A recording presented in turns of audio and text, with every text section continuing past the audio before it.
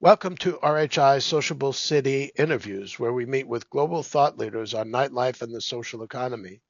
Today we are here with Eddie Grant, Nighttime Economy Manager for the City of Dallas and President of the Municipal Special Events Association. We focus on trends in special events, the role of events in building a vibrant social economy, and how government works with professionals and industry planners to set standards in event management.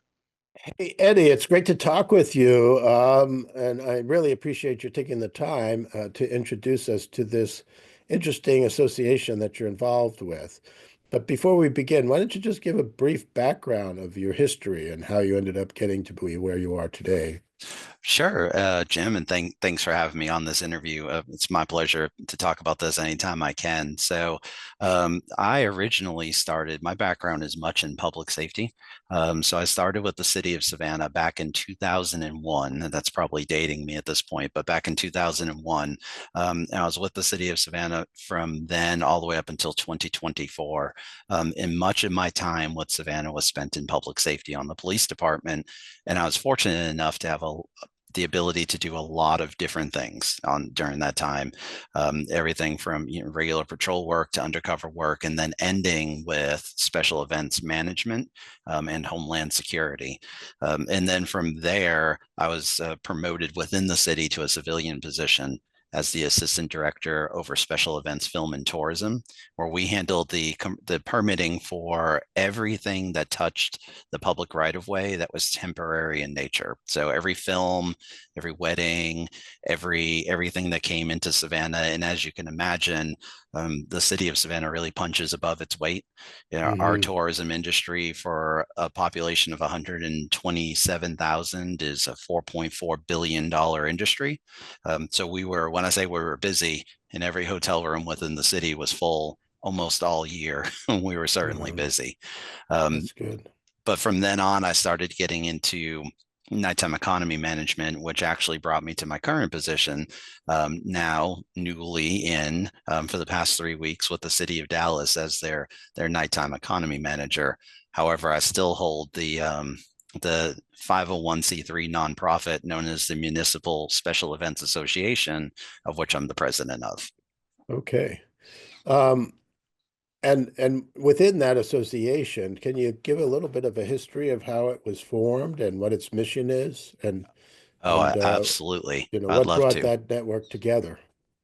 No, absolutely, absolutely, and great question. So it was originally started back in some of our nightlife colleagues' area in Austin, Texas, right? And Austin got together and they wanted to do something different. They wanted to bring together all of the special event professionals that were within municipal government across the country, right? To share best practices, to talk about trends, to talk about things happening in the country, to do case studies on incidents and see how we can improve and better ourselves as event professionals, right, within the government sector.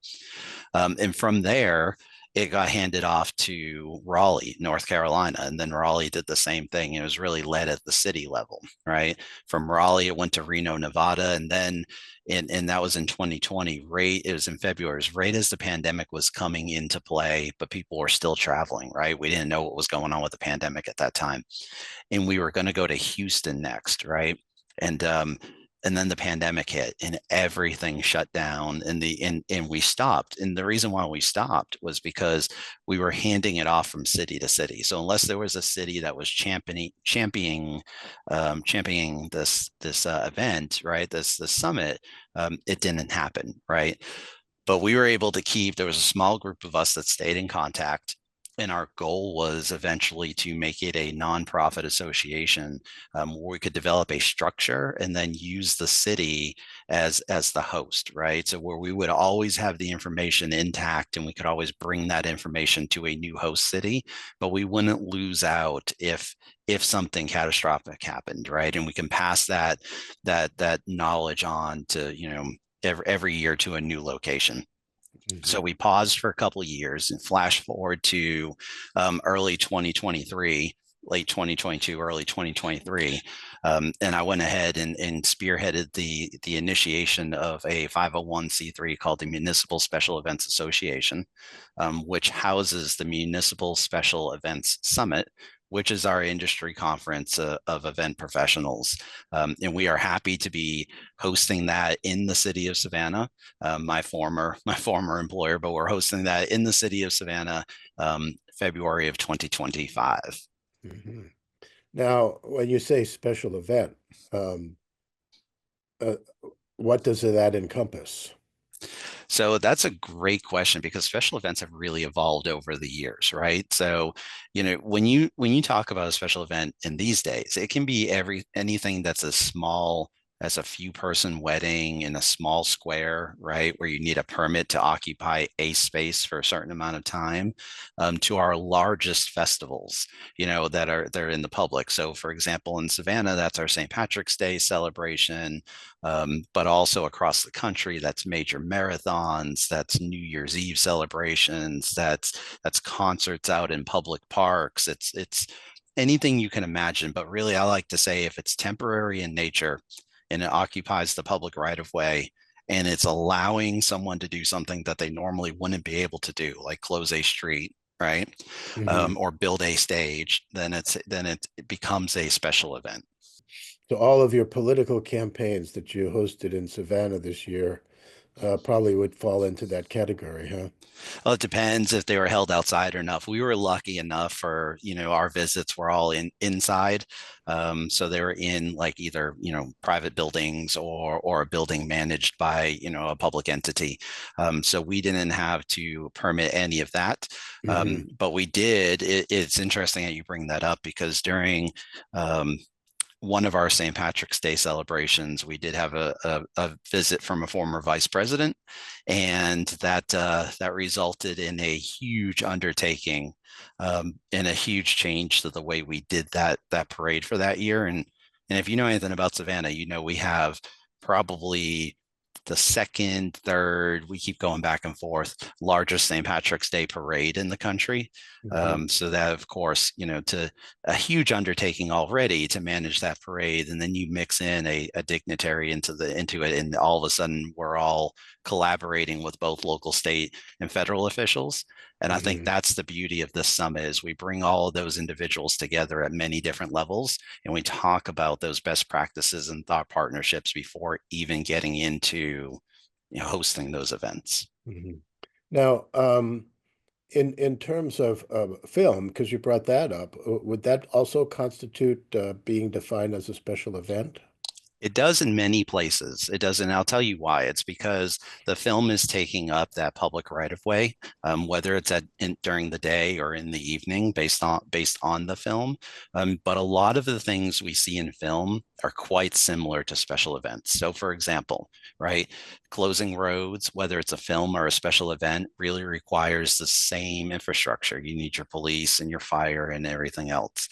Sound, as it pertains to, especially in the evening, right? Sound is a major thing that we deal with special events. It's also a major thing we deal with film, and oftentimes more with film because they'll need to be able to create sound at 2 or 3 o'clock in the morning, and we need to deal with that quality of life as it pertains to our residents, right? We always talk about live, work, play in our environment, and Mm-hmm. and one of the things we want to make sure is that while any city is entertaining film coming into it, we're also being cognizant of those that live in that area and will be there when that film leaves. All right. So all of the network that you have are people like yourself who were involved in the permitting of the use of public space for special events that would impact or demand city services like police or fire, or could be associated with either an alcohol event or some kind of entertainment, which in turn would create impacts on traffic or parking or access to storefronts that might be encompassed in this special event, as well as sound and sound management, and particularly at night when you have those types of events or festivals. Does that kind of summarize how you would define the That realm of your network? That does. It very much summarizes it. And it's also, I'd say the one thing to add is we really deal a lot with public-private relationships with our stakeholders within the community to assist not only in helping, you know, as we talk about events, right? But really, our destination marketing groups and our hoteliers and our restaurateurs really in spreading the word about that event so we get more we go further into our residents and further into our local atmosphere to let them know that the event is coming. I haven't looked at the agenda for your event, but what would be the top like three things that people in your world are obsessed about? So it's always public safety. 100% of the time, we always, at these summits, we're always talking about keeping people safe. And as you can see across the country, right, public safety, whether it's a parade or a festival or, even something small in nature is always on the forefront of everyone's mind, unfortunately, because of the things that happen in our world. I would say second to that, it's mobility. Right, it's moving people around within the events, and it's getting people around the events themselves. So when you think of a marathon that takes up 26 miles, right? Mhm. Sometimes that's 26 miles weaving throughout a historic city like Savannah. Sometimes it's like in Boston where it's a 26-mile long stretch, in a certain direction, but also goes through multiple municipalities, right? So mobility becomes a key factor that everybody wants to talk about. And then I think the last factor that comes up more often than not is how do we market these events? So as you can imagine, a lot of cities have their signature events that the city puts on, right? Mhm. And of course, when we're in a public sector, right, marketing always comes into play, and getting the word out about the event always comes into play because we're public sector, we're using tax dollars or grants or whatever, so we have to be really cognizant about the use of that money. Whereas the private sector, it's easy. Sometimes they have more money than we do, and they can do a much better job at marketing. But it's how do public sector folks use the tools that they have in their toolbox to get the biggest reach that they can about letting people know about the event. So then you have both the city-sponsored events, and then you have the permitting of events that are using public space. And is it private or public nonprofit events that the city licenses? So that all depends on the city, I think. And most of the time, you'll find that when cities are permitting events, they usually focus on permitting the nonprofits, right? 501(c)(3)s. And there's a couple reasons for that, I would say. One is because the nonprofits and the 501s out there are giving back to the community in some way, shape, or form, right? They're supporting a charity or a movement or what have you. We really try, and speaking from a City of Savannah perspective, we really try to be cognizant about permitting private for-profit events on the public right of way. And the reason for that is in Savannah, and I'm sure this is, in other cities as well, we don't want to use our public right of way that is for folks to be able to go out and enjoy every single day. We don't want to use that for our public right of way for private business, right? We don't want folks to be able to come out and permanent event and make a bunch of money off of it and not give back to the community. So we've really pushed forward with focusing on our nonprofits, specifically on our historic waterfront, and then throughout our parks and squares. I've heard and seen this whole idea of as you have COVID and shifts in how people live, work, play, study, shop, socialize, that you have demographic trends, particularly young adults, the ones who are more or less captivated in their late teens and early 20s during COVID in their homes or in their dorms and not really socially interacting. But a lot of them have uh, sought entertainment more through festivals and less towards what I grew up with. You know, you go out to a nightclub 4 or 5 nights a week, you know. Um, And so there are those who are saying, well, day life, the daytime social economy, is perhaps intruding upon the nighttime social economy because the demographics are switching. And then as you have homework, people who work from homes, they have flexible schedules. They could go out during the daytime to do something. And you see even some clubs starting their acts earlier in the evening because the people don't want to stay out until 2 or 3 in the morning as much as before. So you have all of these dynamic trends and changes. Also, in speaking with someone from Salt Lake City, in your profession, he was talking about how the demand for festivals and events is exceeding the capacity of the city with the real estate that's available to be used. And then in addition to that, you have people who are seeking to do events because funding for nonprofits from foundations and other sources are drying up, and so they have an expectation that they could use it as a fundraiser. But we had somebody from Sacramento talking about how a lot of these event producers are doing it 1 or 2 years, but they're losing money because of cost for insurance. Like you said, public safety is a big issue. And now you have all of the management of public safety with police and security and active shooters and all of that other types of responsibilities that it's becoming not really a moneymaker for the people who are putting on festivals and events. So you have all these dynamics that are swirling around. You have increasing demand for festivals and runs and other types of public space uses, a limited amount of resources that the city can provide, whether it be the space or the police or the fire, and then the related costs for events. But at the same time, the demand for these festival activities continues to grow and shift. So, how have you seen this kind of mix between the daytime social activity and the nighttime social activity and festivals and everything else that people need to work on? Yeah, that's a great question. I think one of the biggest things we saw post-pandemic was when people had the ability to go back out and they had the ability to socialize and they had the ability to be around their friends, right?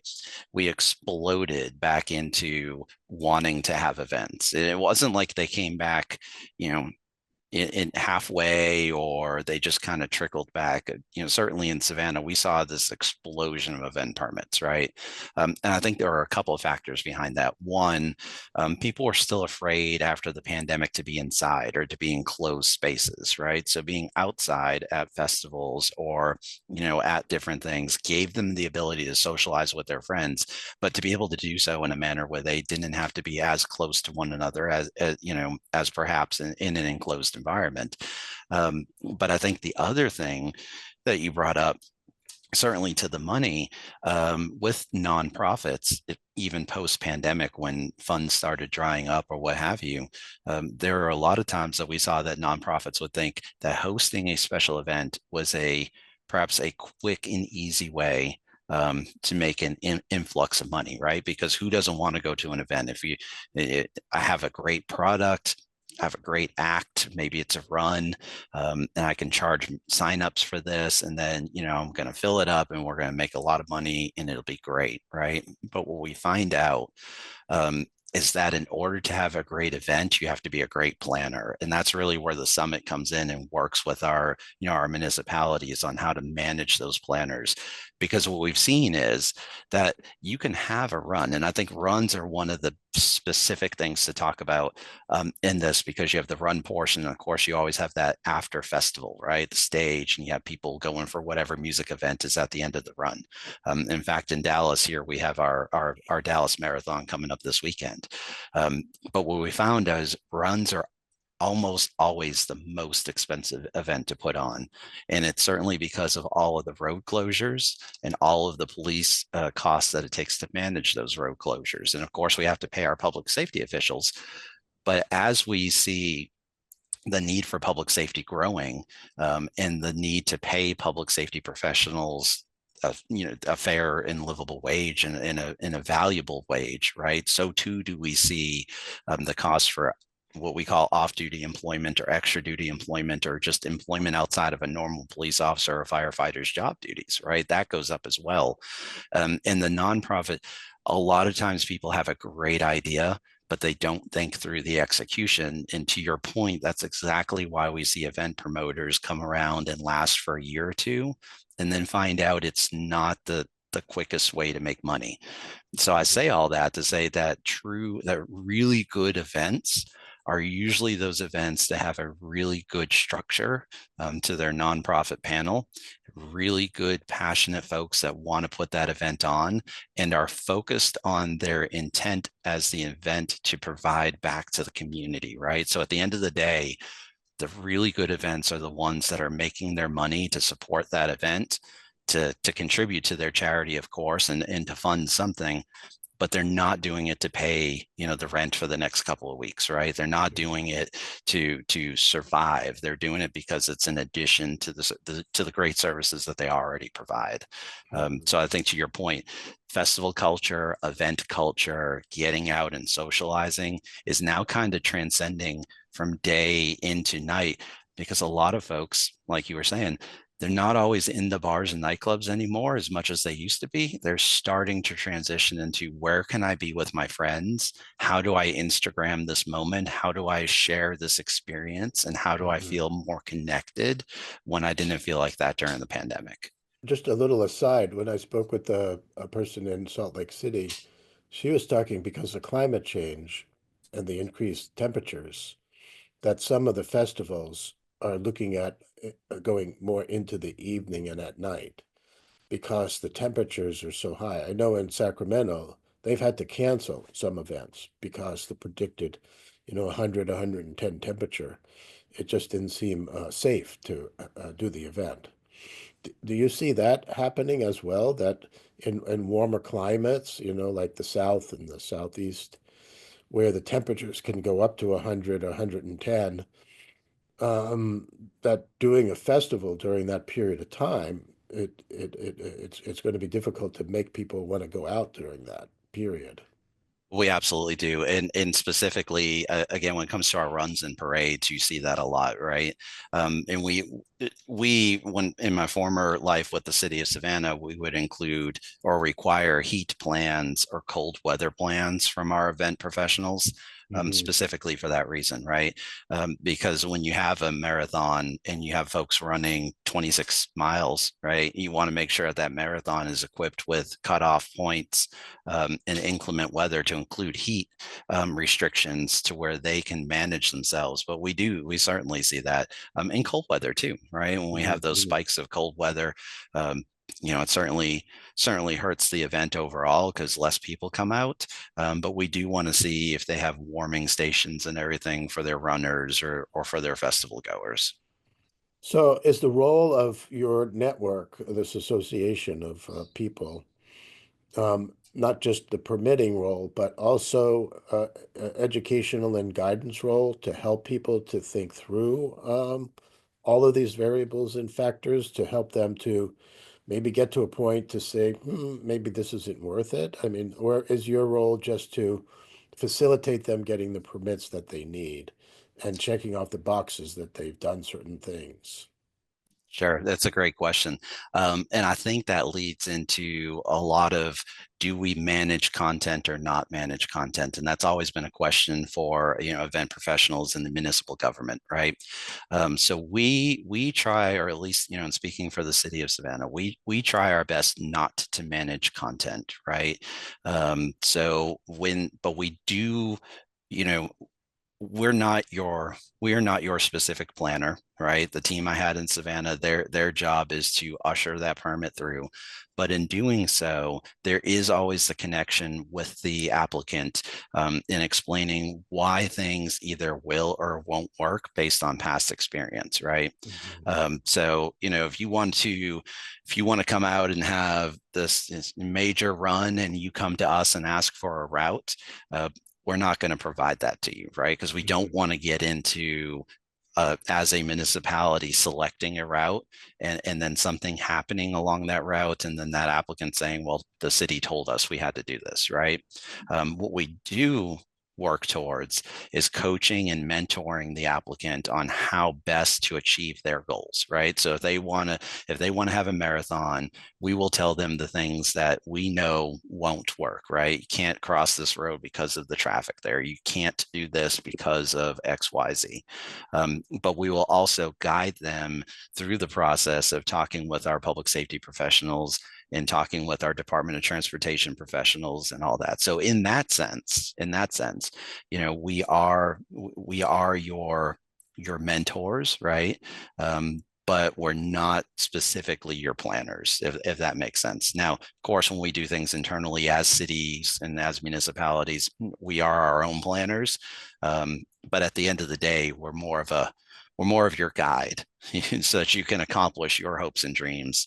And there are times where we have to just flat out say no for one reason or another. And usually that's, it's public safety based or it's transportation based more than anything, or it's insurance based, right? Those things that are necessary for an event to have. We've heard about these pop-up events, particularly during COVID and after COVID, where people are having big house parties with DJs and taking over warehouses, kind of like the 1990s rave parties. Have you seen or your network seen this? So, I think we're starting to see this in the network, specifically to my new role out here in the city of Dallas. We have what's called, and I've seen this in other cities too, we have commercial promoter registrations, right? And it's specifically for that. So, let's say you have a piece of property and it's your private property, but you decide that on this big mass of acres that you want to host a festival, right? And you're going to open it up to all your friends and everything and promote it and get all your insurance and whatnot, then we have a mechanism for that through our commercial promoter registration process. And you're right. The reason for that is because there are folks that will move away from being on the public right of way and they'll move more to the private environment. And as a city government, I think across the country, we don't want to be the person hovering over you and telling you can't do something, but we do want to say that you need to do it responsibly if that's a path that you want to take. And there comes in what many cities are using as a promoter registration process, right? So a process to say, I have all of my insurance, I have all of my security, I have all my public safety plans. And I'm hosting this one night event, but I want to do so responsibly, and I need the help to do that. Oh, well, that's great. Well, you covered a lot of ground in this time. Thank you. It's really exciting, the work that you're doing in this network. So I appreciate your time, and I wish you good luck in your new position, because I think you bring a lot of expertise to help the city of Dallas. Well, thank you so much, and I will see you all in Sacramento here for the next our next nightlife summit. Okay. Well, thank you, Eddie, and good luck. Thank you.